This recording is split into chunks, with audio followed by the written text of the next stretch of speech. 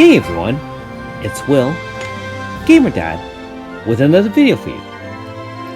So in today's video, this is of course Bivette's third and final personal quest. Now if you haven't already, make sure you like and subscribe to my channel, I really appreciate it. Also, I do have a Patreon account for those who want to support me this way. So of course, you did have to finish the new cat battle side quest, and then also do the separate quest in order to unlock Bivette's ability to upgrade from 4.5 to a 5-star. So if you need help in doing those, I do have a couple of videos up in how to achieve those goals. As usual, I'd like to share a few thoughts about Bivette and this particular quest in general. Now first of all, I'm sure, I don't think any of you guys know this, but I actually chose Bivette as my free 4-star. So for those who started early on Global, there was a point in which you got a free 4-star selection guaranteed. And so you also got a free crystal as well that guaranteed the Miu. So if you did use your selector, you were recommended to use the selector to get Seal, for example, and you get Miu for free. So therefore you have two of the best 4-stars in the game at the time, in the fact that they can do debuffs, Miu eventually gets upgraded to a 5-star, and so on and so forth. However, for me, I actually picked Bivette as my 4-star selector, and I kind of had a affinity towards her because when I first liked playing RPG games, and at the time, of course, I didn't really know too much about Another Eden anyways. I didn't do too much research, but Bivette kind of spoke to me. I like having mages on my team, especially since there weren't too many mages, and of course, having a female mage was very attractive to me at that time as well.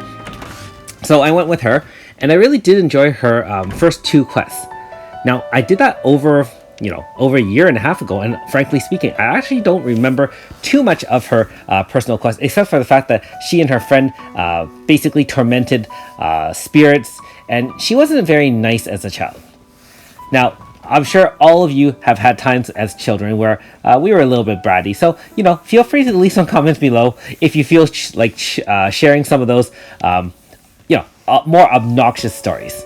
As for myself, I didn't really listen to my parents very often, although I did do fairly well in school, and so I guess my parents kind of put up with that for the most part. Now the other thing you need to know about this quest is that most third quests and quests in general for characters, you do have to do a battle of some sort. This one actually has no battles of any sort. It's just purely storyline. So that was a little bit different and caught me off guard. One other thing to note is that at one point you do have to venture through Nadero Volcano. And so, it's a long path up. And so just keep that in mind. Bring a water team. And although, honestly speaking, all the enemies are only level 13 and 14. So you should be able to one-hit KO all of those. That being said, if you don't have Garyu in your party, when you get near to the top of Nadera Volcano, where you will be continuing part of your quest, you will be able to speak to him. So I know that over the Overland, there's a lot of 5-star characters and 4-star characters that you can meet, in your travels. And as you speak to them, you get to kind of learn a little bit more about their, storyline and so on and so forth, provided they are not in your team, right? For example, I think Meryl's in, I want to say Unigan, for example, and, Shani's in Corinda Plains, so on and so forth. So just wanted to mention, if you didn't notice that Garyo's up there, hey, you can give a, you can speak to him and learn a little bit more about him and his, cocky attitude, so to speak. Anyways, like most storyline quests, I'm going to stop talking now and let you watch the rest of the video in peace. Thanks for watching. We'll see you next time.